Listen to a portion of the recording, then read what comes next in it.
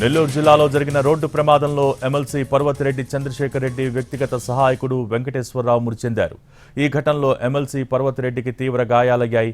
విజయవాడలో పనులు ముగించుకుని ఎమ్మెల్సీ తిరిగి వెళ్తుండగా కొడవలూరు మండలం రేగడిచిలుక సమీపంలో జాతీయ రహదారిపై ప్రమాదం జరిగింది.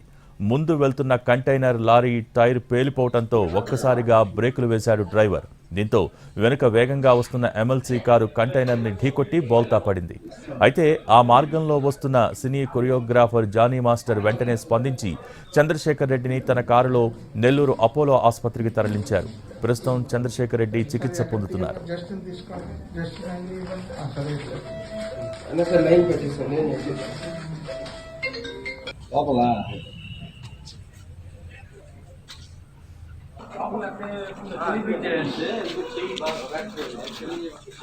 కొడవలూరు మండలం రేగడిచిలుక ఫ్లైఓవర్ దగ్గర బ్రిడ్జి దగ్గర యాక్సిడెంట్ జరిగిందండి. ఈ యాక్సిడెంట్ కరెక్ట్గా 11:30 జరిగింది. ఇది ఇక ఎమ్మెల్సీ పర్వతిరెడ్డి చంద్రశేఖర్ రెడ్డి గారు మరియు గన్మ్యాను మరియు పిఏ గారు ప్రయాణం చేస్తూ ఉన్నారు.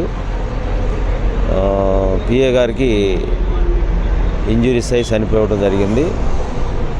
సార్ సేఫ్గా ఉన్నారు, హాస్పిటల్కి తరలించారు.